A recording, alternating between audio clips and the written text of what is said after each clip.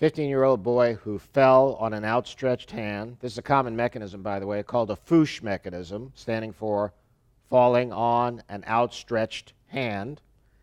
And he's a youngster. He's 15 years old. And young athletes who dislocate, who return to sports activities, have a very high likelihood of repeat dislocation.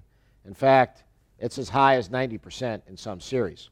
So you've got to really analyze what type of abnormality you have to see what that risk is.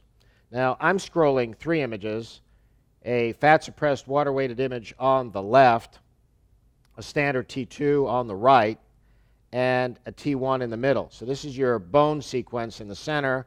This is your sensitivity detection sequence, and we are not seeing anything that is Hill-Sachs-like, usually located in the posterior superior aspect of the shoulder within 2 to 5 millimeters of the 12 o'clock position, sometimes goes down as far as about, say, 2 o'clock, or said another way, 10 or 11 o'clock. But let's keep going, shall we? Because sometimes you get the Hill-Sachs lesions all the way in the back, and maybe we do. The best way to detect those is to look at the water-weighted image. There's a little bit of edema posteriorly. Could it be that this is a medialized Hill-Sachs lesion, which is somewhat dreaded for the Hill-Sachs lesions that are more medial, with bigger defects and bigger depressions and are broader, are more contentious? Nevertheless, let's make sure we don't have one. How should we do it? Let's pull down our sagittal. And lo and behold, we do. We could have blown right by it. It's all the way in the back. So it's an atypical Hill-Sachs lesion, probably related to the mechanism of the fall and the position of the hand when the child went down. And I say child at age 15, young man. Let's go back to our coronal projection.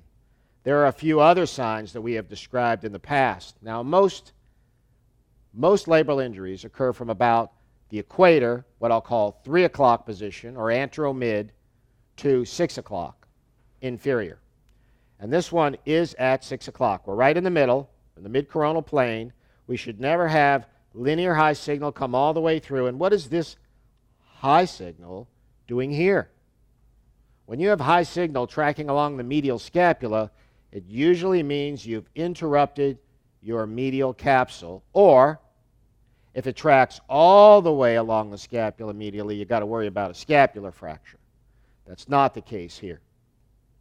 So we've got a labroligamentous complex that is detached from the inferior bony glenoid cortex and periosteum. In the back, attached. In the front, not so much. On the humeral side, attached. On the glenoid side, not so much. You can see it's a lot easier on the water-weighted image than on the T2 less water-weighted image. Let's take on our axial right in the center, shall we?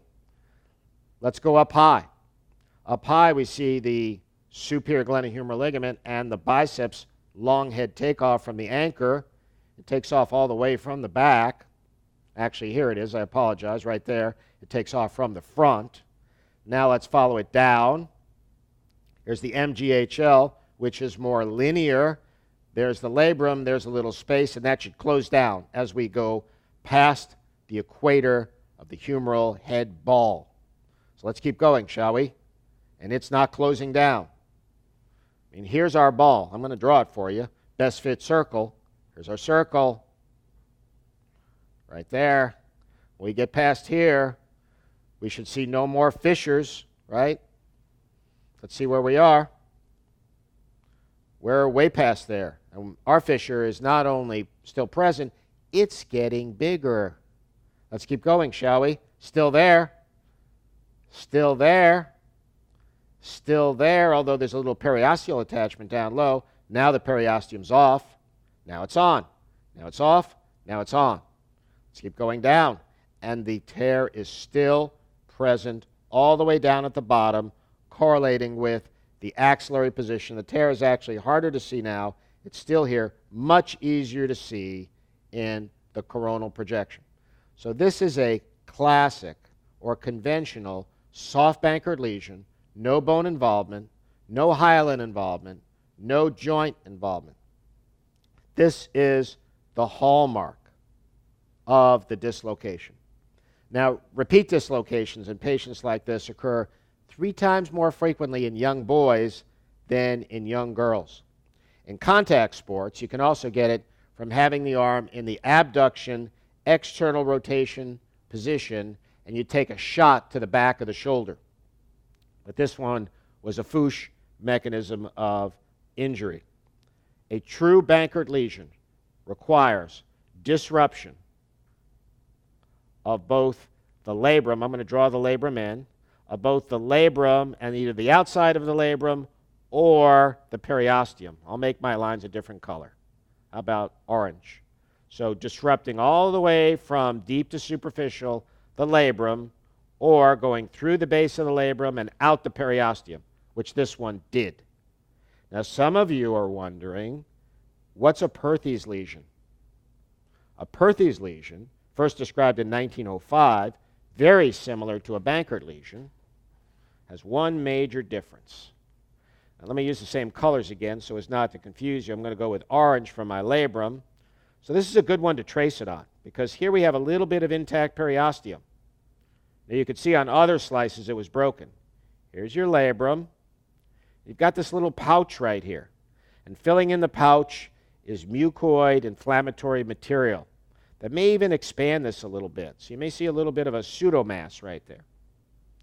So it's a type of partial tear.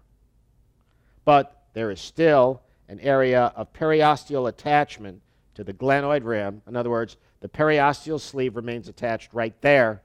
And that is what differentiates it from a Bankert. And a Bankert, torn right through. So the periosteum is disrupted.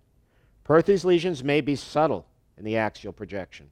This is not one, but if you have to bring one forth, that's a good time to pull out your abduction external rotation view. Let's just have a quick look for completion of our sagittal.